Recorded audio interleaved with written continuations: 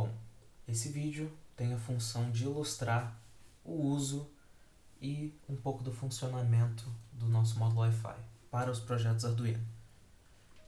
Tanto do sensor de cor, tanto do sensor de umidade de solo, tanto da estufa. Bom, a gente usa o NodeMCU, que é uma plataforma de ESP8266. É muito versátil e muito fácil de usar. Tem conectividade, claro, com o Arduino, principalmente por poder receber código da IDE. E é muito impressionante a capacidade para projetos de IoT, Internet das Coisas, dessa placa. Bom, nesse módulo ele vai ler os dados de qualquer que sejam os Arduinos dos 3 projetos e vai enviar esses dados para uma planilha do Google. É interessante notar que todos os dados que vêm desses Arduinos estão padronizados de uma forma e será mostrada em breve. Bom, aqui estão os materiais. Esse é a parte do projeto que tem menos materiais, que é só a placa NodeMCU V3 1.0. Bom, isso vai ficar mais claro depois. Jumpers, o cabo micro USB para conectar no computador, e essa parte que é opcional, que é um resistor, um LED e um protoboard. É opcional porque a placa já tem um LED embutido, mas para questão de facilidade eu vou usar um LED externo. Bom, o manual indica também como usar o LED interno. Fica aí de a gosto do freguês, né? Bom, aqui a gente tem no manual as instruções para que o código possa ser passado por ESP de forma regular e que funcione, né? Sendo elas incluir mais esse link aqui como fonte extra de placas. Adicionado esse link, vão aparecer novas opções quando a gente abre o gerenciador de placas e a gente instala essa placa que a gente quer aqui, ESP8266. Muito importante frisar que a gente precisa usar a versão 2.7.4 e ignorar essas versões mais novas. E também a nossa placa, mais especificamente, é um NodeMCU 1.0 ESP12E módulo. Bom, depois disso, basta visitar o link no Google e baixar os arquivos. Esses 2 arquivos .h aqui são arquivos de biblioteca que devem ser, como mostrados no manual, colocados na pasta de biblioteca do seu Arduino. Vai lá na pasta documentos, Arduino, geralmente, esse é o caminho na maioria dos computadores. Cria uma pasta nova com o nome Trigger Library, tem que ser exatamente esse nome, e coloca os arquivos nessa pasta. Bom, em seguida você vai ter os códigos já prontos nessa pasta também de download, que foi baixada do Drive. Bom, com isso a gente passa um pouco aqui para montagem e a montagem é basicamente essa, com a diferença de que nesse esquema aqui está faltando a conexão entre os GNDs das placas. Deve ser um GND único, mas também não tem... Bom, é bom ter um GND único, na verdade, mas talvez não afete tanto a comunicação. Bom, de qualquer forma, é só um LED e é dispensável, então basicamente a gente só precisa da placa e 2 jumpers se a gente não for usar o LED externo. Dessa forma, esse módulo fica um pouco mais fácil de ser levado de lá para cá e usado em diferentes lugares, já que necessita somente de 2 jumpers e o cabo micro USB. Lembrando que é possível tanto alimentar esse node pelo computador, cabo USB no computador, e também usando aquelas caixinhas de carregador certificando, claro, que aqui no manual explica isso. Deve se certificar que a tensão e as correntes fornecidas sejam coerentes com o que o Node MCU precisa. Bom, feito isso, montado isso, a gente vai agora explicar o código, porque essa parte aqui, a parte 3, se refere ao código. A gente vai verificar o funcionamento. Antes disso, eu vou mostrar a tabela onde os dados serão armazenados. Nessa tabela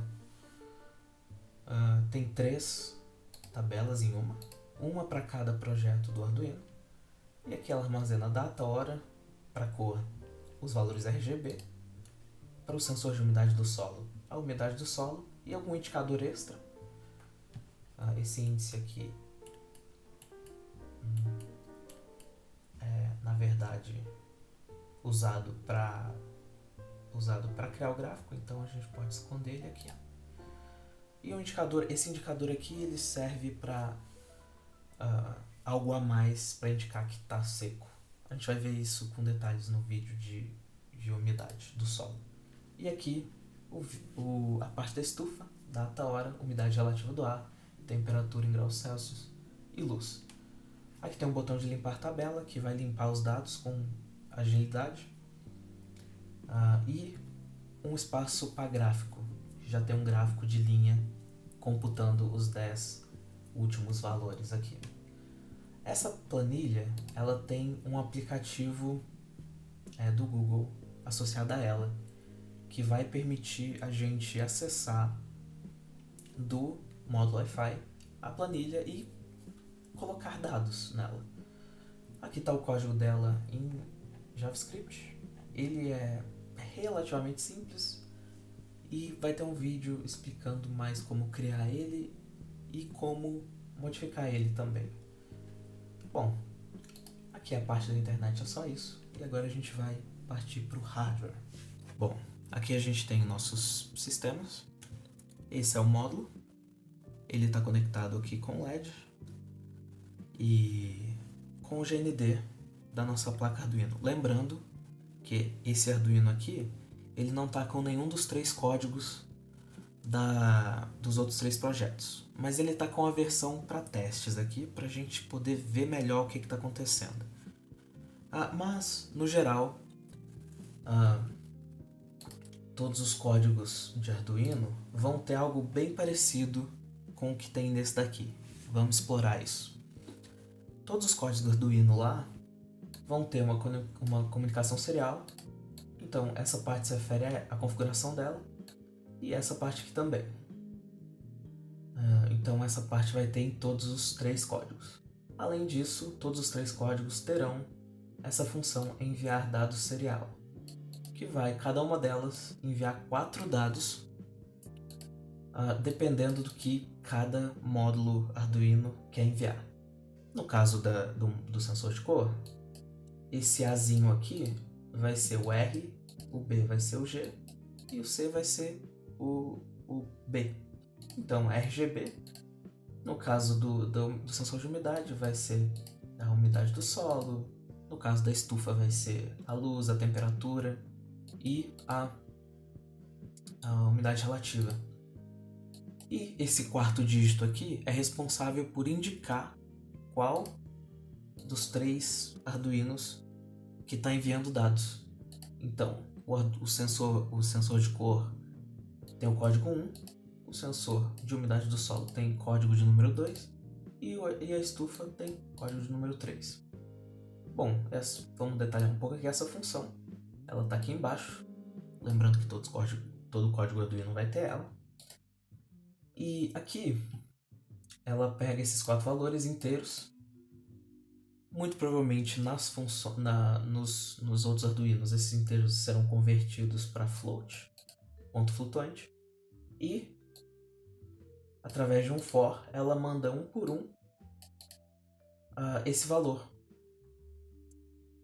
Então aqui, print Arduino 1.print, ele envia no serial esse dado, cada um dos 4.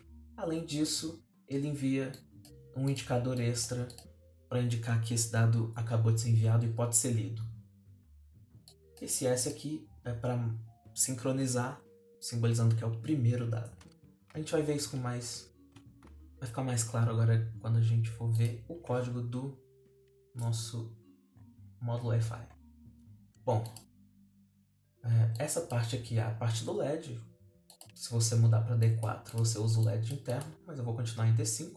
Essa parte aqui é para configurar a rede Wi-Fi, vou explicar mais tarde.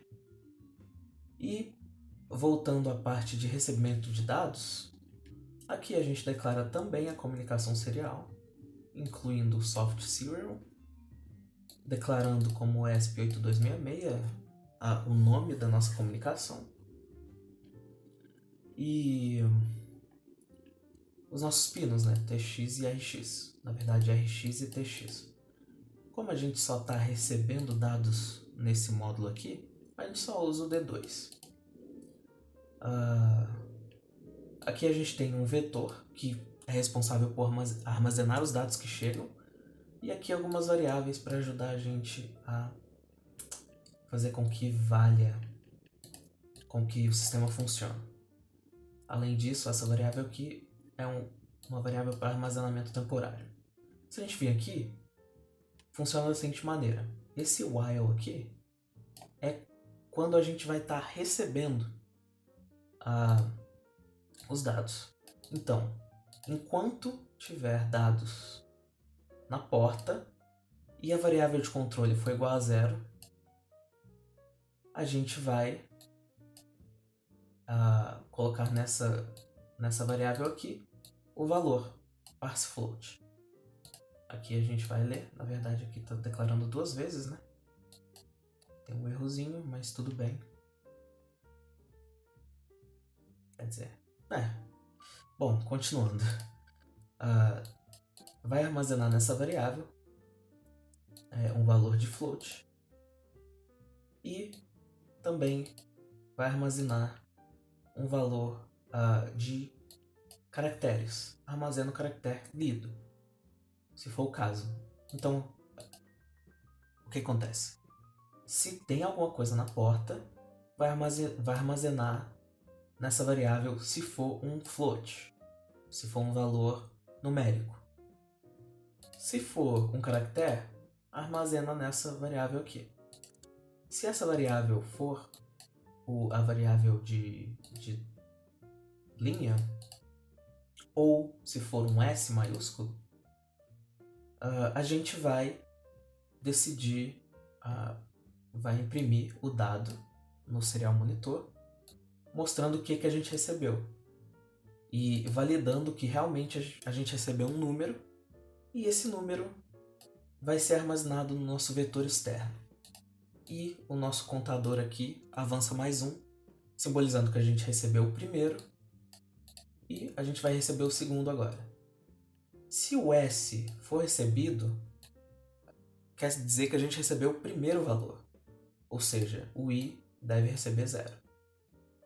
Bom, se a gente tiver no I igual a 4, e além disso, o nosso último dígito recebido for um dos dígitos verificadores, que significam se é o sensor de cor, o sensor de umidade do solo e a estufa, a variável de controle recebe 1. Além disso, se somente, agora sem desconsiderar, independentemente do valor do dígito verificador, se for 4, reseta. Isso daqui é uma precaução extra para garantir que a nossa variável vai resetar caso a gente não receba o S. Bom, então, se a gente recebeu o último dado e esse dado é um dos dígitos verificadores, o controle recebe 1. Então a gente pode entrar nessa outra parte do código. Se o controle é 1, a gente pode entrar nessa parte, que tem essa função aqui, que vai enviar esses 4 parâmetros para a nossa tabela. E como que isso acontece? Eu não vou detalhar muito bem nesse vídeo, mas basicamente aquelas bibliotecas têm funções que criam uma URL. Com essa URL vão estar esses dados e o que é necessário para a gente acessar a planilha. Bom, com isso, né? Se enviou sem falha, o LED continua apagado e a gente espera 30 segundos. Esses 30 segundos aqui são para não ficar mandando muitos dados, porque existe um limite para isso. Mas 30 segundos é coisa demais, pode ser bem menos, mas também é necessário ver o valor máximo que a Google permite de recebimento de dados. A gente colocou 30 segundos porque não é necessário o envio de muitos dados. Mas aqui, nesse caso aqui, a gente vai mudar para 10 para ficar um pouco mais rápido. 10 segundos. Agora, se teve falha, o pino, o LED, vai acender. Além disso, a gente reseta o dígito verificador. E, no final disso tudo, o controle recebe 0. Possibilitando que ele entre aqui novamente. Além disso, agora a gente vai para a parte do Wi-Fi. Essa é a parte do Wi-Fi. Aqui, como que funciona? Como aqui no meu caso, a minha rede principal era um pouco instável, eu senti a necessidade de usar duas. E pode ser o caso onde esse sistema será usado. Se isso for verdade, você tem espaço para colocar duas redes. Ele vai tentar primeiro conectar na primeira e depois tentar conectar na segunda. A rede que estiver disponível vai ser acessada. Além disso, tem aqui um verificador que, se desconectar, ele volta a tentar reconectar novamente. Bom, eu vou colocar aqui as minhas redes. Eu vou upar o código e aí a gente parte para a demonstração. Bom, aqui o código foi upado e note que ele já está tentando conectar nas redes. E ele vai tentar conectar e o LED piscando dessa forma indica que ele está tentando. E ele vai alternando entre as duas redes disponíveis. Lembrando que o código é personalizável, dá para colocar mais ou menos redes, se você quiser uma só. Basta mudar aqui o número de redes e colocar os vetores resumidos como eu mostro no manual. Bom, aqui eu vou ligar a rede de Wi-Fi do meu celular, porque ela é um pouco mais estável. No momento que eu ligo, ele vai conectar nela. Pronto. Liguei e ele conectou. E aqui ele mostra Wi-Fi connected. Aqui já está conectado então no Wi-Fi e o LED está apagado. Portanto, só falta uma coisa aqui, certo? Que é a conexão serial, que vai permitir que o Arduino envie os dados para o Node MCU.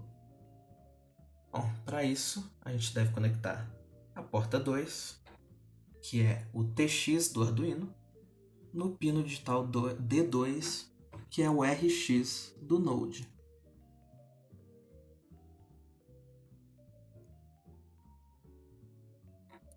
Conectado.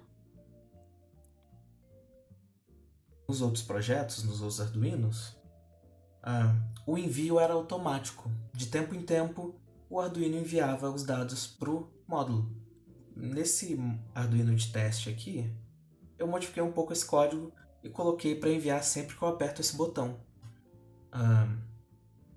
Além disso, um LED acende para demonstrar melhor toda vez que eu aperto aqui o botão. Bom, apertado o botão, o Arduino então deve enviar o dado para o Node e o Node que já está conectado no Wi-Fi deve enviar para a tabela.